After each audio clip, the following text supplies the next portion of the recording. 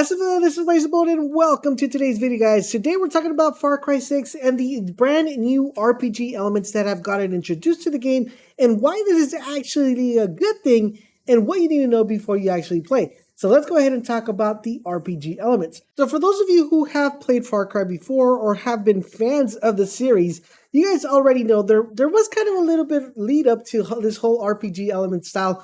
We first saw like a little bit of introduction during Far Cry 3, and then we had Primal, and then we had New Dawn, and that's where we kind of saw like the full upscale RPG elements, but a lot of people really didn't like what was being brought to the game. But luckily for you guys, I'm here to tell you that Far Cry 6 has actually made the right decision. They removed the bad stuff, like the spongy ads. They removed the whole thing of the numbers floating in the air when you're shooting the enemies. All of that's removed, and they actually left the good stuff and even added some more cool things to the game. So that should have you guys pretty excited. Now, they also removed the skill tree that's gone. So let's talk about the good stuff that's in the game, right? So we got weapons and armor customization. This is something really cool, really amazing, because it's going to make a lot of people different. It's going to give us the ability to customize weapons, make them unique, make them a little bit different.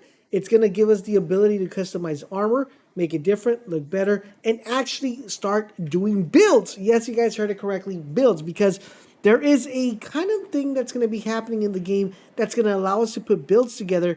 And I'm going to be sharing that video with you guys a little bit later, but where I want to talk about this might be the first time that Far Cry actually has like a class system, which I'm really excited for, because that gives us the advantage of actually putting builds together and also doing, talking about what's the best class to pick depending on how you play the game. But we'll leave that for another video. But back to the weapon and armor customization. One of the cool and integral parts about this is that we're going to be able to actually go and pretty much scavenge the whole entire map, trying to get trinkets, trying to get weapons, trying to get different sorts of gadgets, trying to get different sorts of materials in order to be able to customize our weapons to our liking and also customize our armor. Now, another really cool thing about the game is right off the get-go, guys, you could instantly go ahead and carry up to 4 weapons.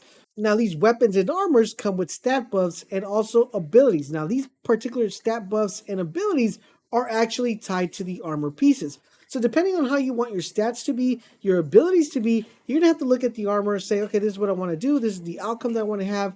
And there is a ton and plenty of variety that you could possibly grab. Now, let me give you guys a quick example. There is a helmet within the game that allows you to see through walls. So let's say you want to be stealthy and you want to use a silent sniper and you want to be able to see the enemy behind the wall because you want to take them out before you go in there. You can actually grab that helmet, put on the helmet, and it's going to allow you to see through walls. Next thing you could do is you could probably put on a hoodie that's going to improve your stamina and recovery. You think you're not going to be too stealthy, but you want to make sure you run quickly and get through the place as fast as you possibly can and want to get that recovery off, pop in that hoodie and you should be good to go. Let's say you want to go ahead and have a super slide and want to be fast in the game. Then you can just put on yourself some shorts that apply speed boost and give you the boost after you slide, which are pretty cool. And let's say if you guys want to make sure you become the master at crafting, but you're tired of having to go ahead and look for all the different crafting materials. Well, what you could do is you could put on a pair of shoes that will gather all crafting materials as you drive over it, which is really dope.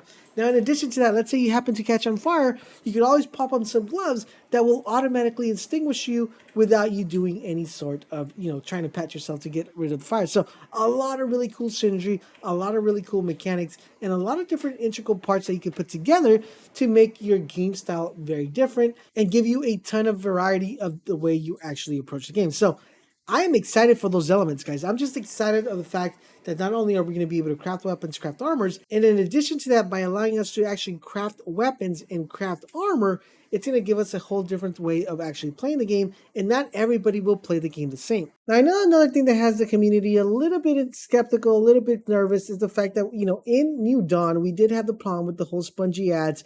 We also had the problem that there were certain enemies that had enemy rarities, right? And you were like, oh man, that's so dumb. Why is there enemy rarities in New Dawn or in Far Cry 5? But I'm going to tell you guys, that has actually been toned down.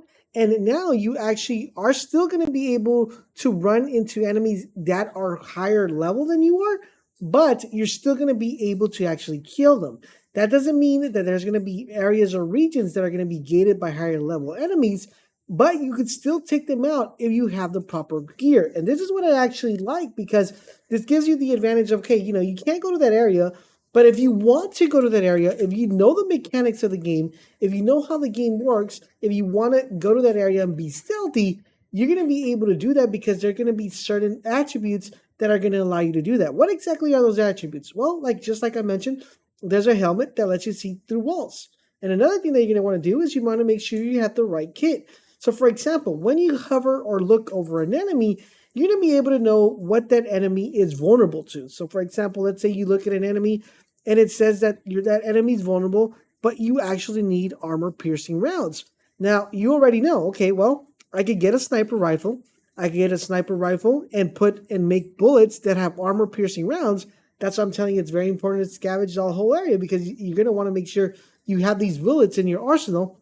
And I need to make sure that my gun has a silencer, because I want to be stealthy, because if I get caught, I'm going to know I'm going to automatically get killed really fast, because that region is higher level enemies. But the game doesn't hinder you from going there. It just gives you a better option to approach that area in a stealthy way with the right bullets and take the enemy as fastly as you possibly can. Guns and gears, guys, have levels that are loosely corresponded to your overall guerrilla rank. So you'll start off with more antique weapons, like kind of like an old SMG, like a World War II rifle, but you'll gradually be moving up as you keep leveling up your rank to more modern weapons, and of course, eventually till you get those really badass weapons that are found within the game. Now, one thing you need to know is that higher level weapons currently right now don't come with any attachments. So you want to make sure you keep that in mind, because if you did play Far Cry 5, you do remember they did come with attachments. You're free to actually tinker with the weapon with a huge assortment of different optics, muzzle attachments, mods, and of course, like we mentioned earlier, ammo types. So no matter what gun you're using, you're able to customize it to whatever fits your playstyle and also what gets the job done. Now, one thing people haven't really talked about, guys, is the ultimate abilities. And you're probably wondering, what do you mean, Ledger? This ain't no Destiny. There are no ultimate abilities. What you talking about, boy? No, guys. So Far Cry 6 introduced ultimate abilities. Now, these guys come from super weapons called Supremos. Supremos are like really badass, like your super, right? Supremos are the backpacks that you have in the back, and I'm pretty sure you guys have seen them in the trailer. You have the backpack that shoots the rockets. You have the backpack that that does the EMP. You have really, really cool Supremos. Now, what makes these actually pretty cool is that these are pretty much like your supers. If you played Destiny or you played, Outriders, now these Supremos are pretty much like abilities. Now, these abilities will be able to recharge over time. Even though you could reduce the cooldown by racking up kills, you're only ever likely to use them once or twice during a single fight. You're still going to be able to use them, but not as frequently as possible. Now, I'm pretty sure we'll find a way to actually have like a limited Supremo charge. I'm pretty sure that's going to be a thing. But I am extremely excited about the Supremos. I think that's going to be a game changer to the game and going to make the game play very different than any other Far Cry 6, because this also ties into what I was talking to you guys earlier about being able to apply builds to Far Cry 6, because the Supremos also come with abilities. And you could kind of tie abilities with armor, and it's just going to make the game a lot better. But like I said, we'll talk about that later in another video. Now, I wouldn't complete the whole RPG element if you wouldn't be able to customize your ride. And yes, guys, you're going to be able to also customize the car you're going to be driving. You're able to put a turret on it. You're able to change the decals. You're able to put different paint job. You're going to be able to actually get different trinkets. So a lot of customization comes in the ride. So a lot of really cool stuff that are being introduced to the game.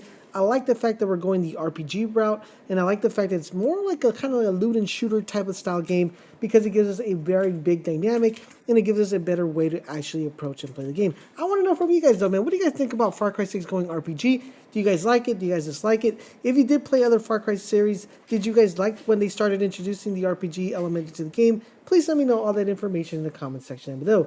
If you are enjoying our Far Cry coverage, make sure you guys drop a comment, drop a like, but most importantly, subscribe to the channel, turn on those notifications, make sure it's set to all so you guys won't miss any of our videos. Thank you guys for watching, and I'll catch you guys on the next one.